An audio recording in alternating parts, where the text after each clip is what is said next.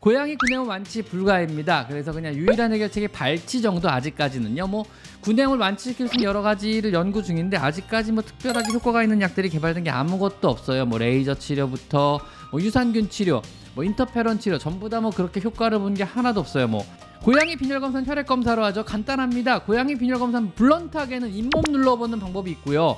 집에서 할 수 있는 고양이 건강 측정법, 이거 가정에서 할 수 있는 고양이 건강 측정법인가 하여튼 영상 3개 올라가 있는데 그 중에 하나가 잇몸으로 고양이 빈혈하고 이런 거 확인하는 법이 있으니까 그거 보시면 되고요. 병원 가면 피 뽑으면 금방 나와요. 빈혈 유무가. 그래서 퍼센테이지도 나오고 얼마큼 혈액이 있다, 몇 프로 남아있다가 다 나오니까 병원 가서 피 한 방울만 있으면 금방 나오고, 집에서 할 거는 제가 영상 올려놓은 거 있으니까 그거 한번 참고해 보시면 됩니다.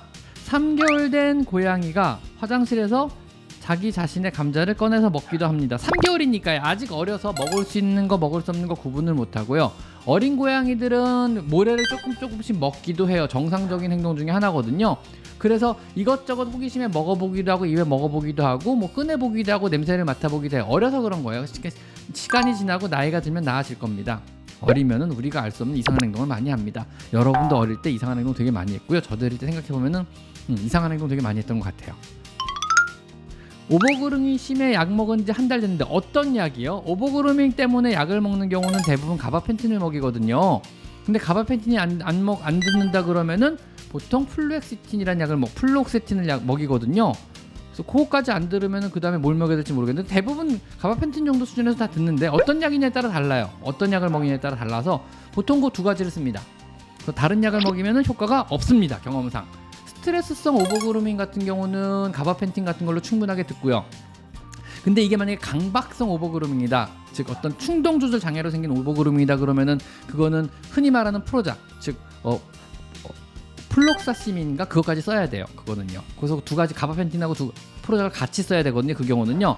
나머지 약들 뭐 클로로프라민이라든가 뭐 아미트립틸린인가 이런 약은 효과 전혀 없어요. 나머지 약들은 전혀 효과 못 받고 그 두 가지만 효과 있습니다. 꼬리가 서다못해 바짝 등에 붙어버리는데 꼬리가 무겁다거나 유용해서 그런 걸까요? 첫째는 꼬리가 좀 기형이라 그런 건 없었거든요. 무슨 얘기인지 모르겠어요. 꼬리가 쭉 서다못해 등짝에 붙어버린다고요? 좋아서 그러는 거 아니에요? 꼬리를 치켜들고 야옹하는 건 반기는 행동이거든요. 그거는요. 그리고 꼬리를 더 뒤로 눕혀가지고 엉덩이를 들이미는 것이 존경의 표시, 인사하는 거거든요. 그것도요. 반갑다, 좋다, 흥분된다 이런 의미로 받아들이셔도 될 것 같아요. 그거는요. 강아지는 꼬리를 수직으로 두면 경계의 의미입니다. 경계하고 있다, 가까이 오지 마라, 나 기분 좀 안 좋다, 나 네가 좀 무섭다 이런 의미거든요. 고양이는 반대예요. 고양이는 반길 때 그래요. 보통 강아지랑 구분을 좀 주셔야 돼요. 고양이의 꼬리 언어와 강아지의 꼬리 언어는 많이 다릅니다. 두 개를 같이 혼동하시면 안 돼요. 아셨죠? 고양이들은 배변 실수하는 경우가 두 가지밖에 없어요. 대부분의 경우 두 가지 정도가 압축되는데, 첫 번째는 화장실이 싫어서 화장실에 안 들어가요. 그리고 화장실 실수라는 거고, 실수라기면 딴 데다 보는 거죠. 두 번째는요, 몸이 안 좋으면 화장실 실수라기 시작해요. 방광염이라든가 방광에 문제가 있거나 스트레스성 질환이 있거나. 그래서 이런 식의 어떤 스트레스 문제나 아니면 영역권에 관련된 스트레스거나 아니면 방광염이거나 이런 게 있으면은 화장실 위에 장소에서 소변을 보기 시작하고요. 그 다음에 화장실이 싫으면은 안 들어가고 화장실 주변을 배회하다가 다른 데다 싸버립니다. 아씨 들어가기 졸라 싫네 이러면서 다른 데다 싸버리는 거죠. 그러니까 요거는 화장실을 좀 체크를 해보세요. 너무 좁진 않은지, 모래가 너무 더럽진 않은지, 모래가 얘가 싫어하는 종류의 모래는 아닌지, 모래에서 냄새가 나는 건 아닌지, 향기가 들어있는 모래는 아닌지, 벤토나이트 모래는 맞는지, 위치가 안 좋은 건 아닌지, 햇빛이 너무 쬐다든가 다른 고양이 영역권에 화장실이 있다든가 뭐 여러 가지가 있을 거예요. 아니면 가는 길이 너무 멀다든가 아니면 화장실 근처에 공기청정기나 세탁기가 있어서 너무 시끄러워서 가끔 놀란 적이 몇 번 있다든가, 화장실에 들어갔다가 갑자기 뭐 에어컨이 돈다든가 공기청정기가 돌아버린다든가 아니면 세탁기가 돌아버리면 애들이 깜짝깜짝 놀래거든요. 그러면은 몇 번 놀란 화장실은 절대 안 들어가요. 그냥 무서우니까는요. 여기 들어갔다가 내가 놀란 적이 있어요. 여기 귀신의 집이야 이러면서 안 들어가 버리거든요. 그래서 화장실 위치가 안 좋아도 그럴 수 있으니까 이거는 한번 체크해 보실 필요 있고요. 요거는 고양이가 화장실을 싫어할 때라고 제가 며칠 전에 올린 영상인데 그거 안 보셨구나. 며칠 전에 올린 영상이 있으니까 그거 한번 참고해 보세요. 고양이가 화장실을 싫어할 때. 그러니까 질문하기 전에 제 영상을 보시면은요, 사실 여러분이 하시는 질문의 80~90% 이상은 이미 영상으로 다 만들어져 있어요. 그래서 제가 아카이브를 하나 만들어 놓는다고 시작하고 시작한 채널이라 고양이한테 있을 수 있는 여러 가지 문제나 여러 가지 상황들, 여러분이 고양이를 피할 키우는데 필요한 모든 상황들에 대해서 내가 아카이브를 하나 만들어 놓자. 여기는 고양이 채널의 아카이브야. 그래서 고양이를 키우는 모든 사람이 언제라도 들어와서 궁금한 점을 해결하고 아니면 도움받을 수 있는 채널을 만들자. 그래서 제가 아카이빙을 계속 하고 있는 중, 지금도 아카이빙을 하고 있는 거거든요. 그래서 차곡차곡 자료들을 지금 쌓고 있어요. 그래서 있을 수 있는 대부분의 질문들에서 이미 많이 만들었어요. 제 생각에 80-90%는 아카이빙을 한 80% 이상 해놓은 것 같아요. 그래서 여러분이 생각하는 모든 질문에 문제거리에 80% 이상은 이미 아카이빙이 돼 있으니까 제 채널에 들어오셔서 검색어 입력만 하시면 영상이 아마 뜰 거예요. 그걸 보시면 될 것 같습니다. 재밌는 일이 또 있었어요. 하긴 뭐 며칠 전에 그저께 뭐지 라이브 강의 하나 했었거든요. 의외로 2,000명 넘게 오셔가지고 깜짝 놀랐어요. 그래서 동물 건강에 대해서, 그다음 반려동물 건강에 대해서 라이브 강의를 저하고 몇몇 선생님이 같이 했고요. 의외로 많은 분들이 라이브 강의 오셔서 정말 감사드리고요. 덕분에 되게 호황인 강의가 이루어졌고요. 그 강의를 통해서 굉장히 많은 강아지, 고양이들한테 사료를 기부할 수 있게 됐어요. 역시 감사드립니다. 왜냐하면 참여 인원만큼 로얄 캐닌에서 기부를 해주기로 했었거든요. 사료를요. 그래서 생각보다 많은 분들이 오셔서 제법 많은 사료를 기부할 수 있게 돼서 정말 감사하게 생각합니다, 여러분. 그리고 제 채널에서 굉장히 많이 오셨더라고요. 그래가지고 채팅창이 강의하는 동안 옆에서 채팅창이 막 지나가더라고요. 이게 3면이 LED인 그런 강의실이어가지고 막 양옆에서 채팅창이 지나가는데 윤쌤 제 채널에 계신 분이 되게 많이 오셨더라고요. 그래서 되게 개인적으로 이 자리를 빌어 다시 한번 감사하다는 말씀을 꼭 전해드리고요. 또 한 가지 재미있는 거는 유튜브 코리아에서 연락을 받았어요. 그래서 다음 주에 유튜브 코리아에서 세미나를 해요. 유튜브 코리아에서 유튜버를 대상으로 세미나를 하는데, 세미나 대상 인원이 이제 대부분 이제 MCN에 속해 있는 좀 10만 이상의 어떤 좀 굉장히 많은, 그러니까 저 같은 경우 학고에 들어가겠죠. 굉장히 학고에 들어가겠죠. 좀 많은 구독자 수를 가진 유튜버들 대상으로 세미나를 하는데, 거기서 이제 저도 잠깐 참여해서 강의를 좀 해달라도, 저 완전 학고인데 제가 무슨 강의를 해줍니까? 뭐 말도 안 됩니다. 저 이제 뭐 유튜버 10만이면 이제 완전 그 바닥에는 학고거든요, 정말. 그래서 제가 강의하기는 좀 그렇습니다. 했더니 아니래요. 제가 잘하는 부분이 있대서 뭐냐 그랬더니 깜짝 놀랐어요. 그 말 듣고. 저희 채널이요, 유튜브 콜에서 분석을 쭉 해보니까 이게 멤버십 회원 비율이 굉장히 높은 채널에 들어간대요. 깜짝 놀랐어요. 정말요? 다른 데는요? 그러니까 다른 데는 멤버십이 이렇게 활성화된 데가 없대요. 그러니까 제가 4,900원짜리 멤버십을 지금 운영하고 한 달에 4,900 멤버십을 하시면 후원자 등급을 드리고 있고 아무것도 혜택을 제가 안 드리고 있잖아요. 그럼에도 불구하고 진짜 많은 분들이 후원자 등급으로 돈을 내고 그냥 일부러 돈을 내는 거죠. 커피값 한 잔 값을 내시고 일부러 그냥 아무런 이득이 없는데도 불구하고 후원자 등급을 유지해주고 계신 거더라고요. 근데 지금 제가 유튜브로부터 받는 수익, 광고 수익이라 그러잖아요. 거기에 10%가 후원자 분들의 후원으로 지금 이루어지고 있더라고요. 멤버십 회원 유지하는 후원자분들의 후원으로 인해서 제 어떤 유튜브 수익의 10% 이상이 지금 그걸로 유지가 되고 있는 거더라고요. 그게 비율이 어마어마하게 높은 거래요. 그 비율 자체가. 그래서 분석을 한번 해봤어요. 도대체 내가 왜 많은 분들이 나한테 돈을 내고 멤버십 회원을 가입했을까? 뭐 이 멤버십 회원분들을 위한 뭐 특별한 영상을 올린 적도 없고, 따로 뭐 감사 인사 영상도 없고, 뭐 그분들을 위한 어떤 정보를 따로 제공하는 것도 없음에도 불구하고 왜 굳이 이분들이 멤버십을 유지할까라고 봤더니 그냥 몇몇 분들한테 물어봤더니 고마워서라 그러더라고요. 그냥 뭐랄까, 내가 제공한 정보에 도움을 받았고, 뭐 이런 도움들을 받는 것들이 공짜로 영상 보는 게 미안하다는 분도 있었어요. 깜짝 놀랐어요. 댓글을 잘 읽어봤거든요, 제가. 그래서 공짜로 영상 보는 게 미안해서, 아니면 정보 내용이 너무 좋아서 저는 그냥 아니면 정말 말 그대로 다 후원이었더라고요.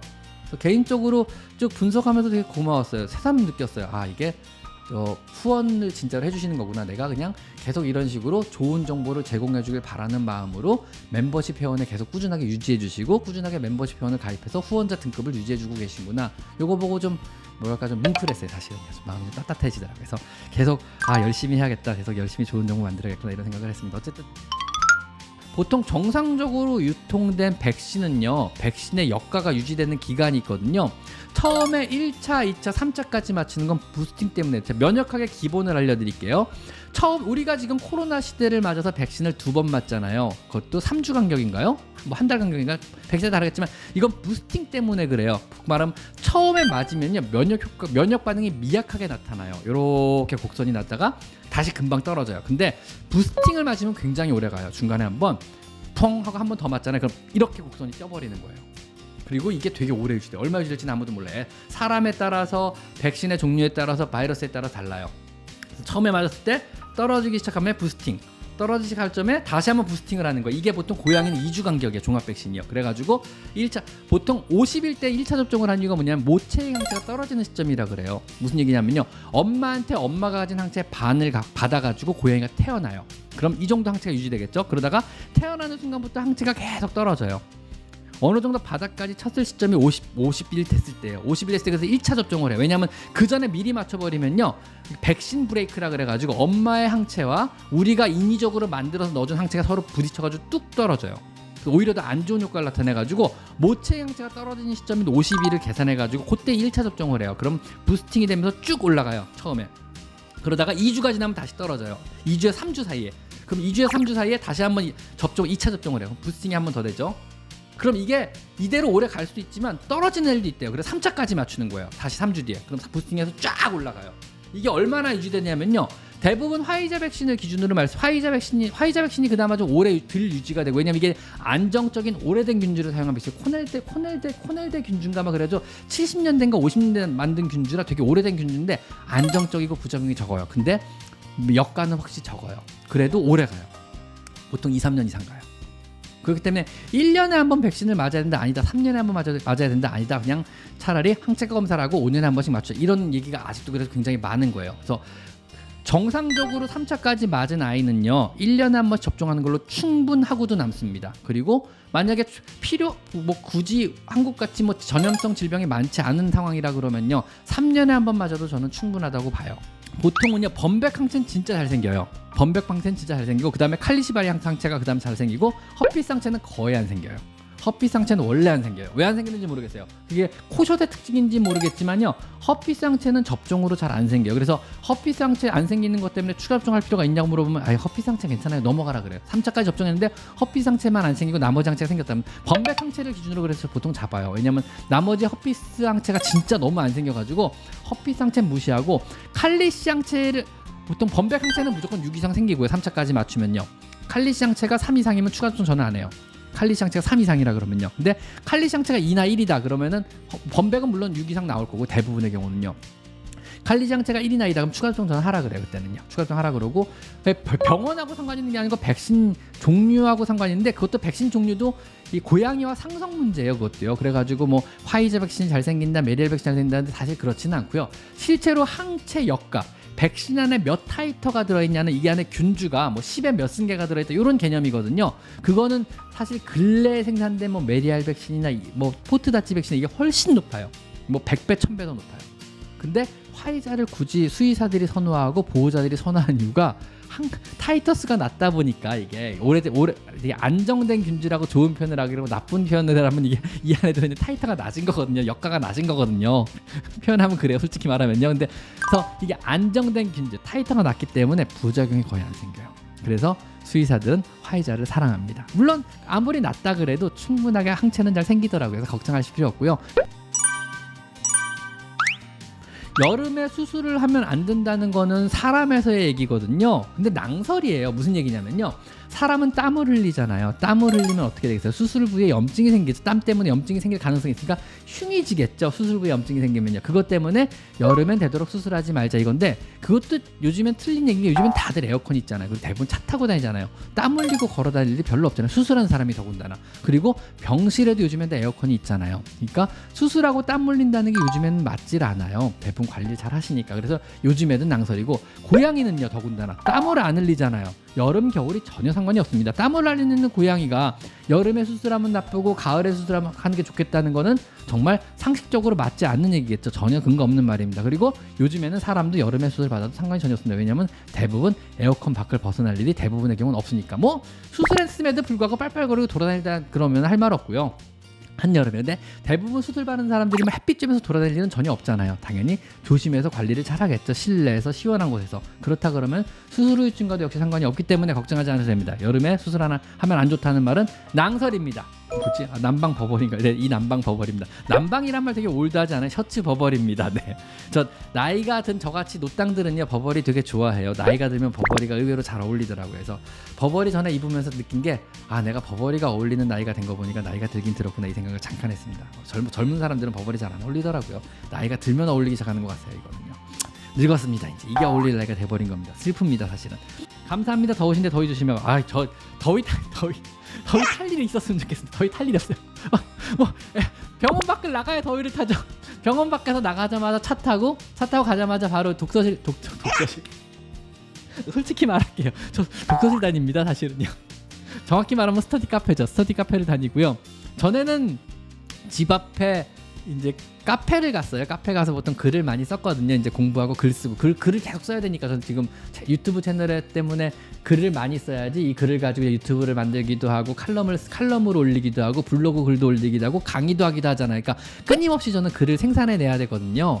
이제 글을 계속 써야 되니까 어딘가 집중할 곳이 필요하잖아요. 병원에서 바쁘니까 못 하거든요, 제가. 그러니까 보니까 이제 병원 밖에 나가자마자 차를 타고 집에 가서 옷 갈아입고 집 앞에 카페에 가서 보통 글을 쓰다가 요즘에는 그걸로도 한계 부딪히고 이제 집중이 잘 안 되더라고요. 그래가지고 요즘엔 독서실을 다닙니다. 스터디 카페라고 하는 독서실을 끊어가지고 독서실에 가가지고 제가 9시 10시까지 글을 쓰다가 옵니다. 사람들이 웃더라고요. 형 나 요즘 독서실 다녀 그랬더니 얼마 전에 제가 최영민 원장님을 만났어요. 서울 수의사 회장님이시고 뭐 TV 동물농장으로 유명하신 연예인 수의사분이잖아요. 강의 때문에 같이 만났는데 친하거든요. 제가 제 친한 형 중에 하나인데 형 나 요즘 독서실 다녀 그랬더니 미친놈이었더라고요. 그지 내가 받은 변태 같아서 그 형이 갑자기 야 수의사면 야 좀 남자면은 건전하게 술집을 다녀 왜 독서실 불량하게 해서 그지 좀 불량하긴 한 것 같아 그지 이러면서 농담 깨고 놀았어요. 어쨌든 그렇습니다. 그래서 제가 밖에 다닐 일이 없어요. 햇빛 쬐일 일 자체가 없는 거라서 더위를 뭐 냉방병을 조심하면 조심했지 뭐 DJ 형님 감사합니다. 냉방병을 조심했으면 됐지 제가 뭐 더위 먹을 일은 아예 없을 것 같습니다.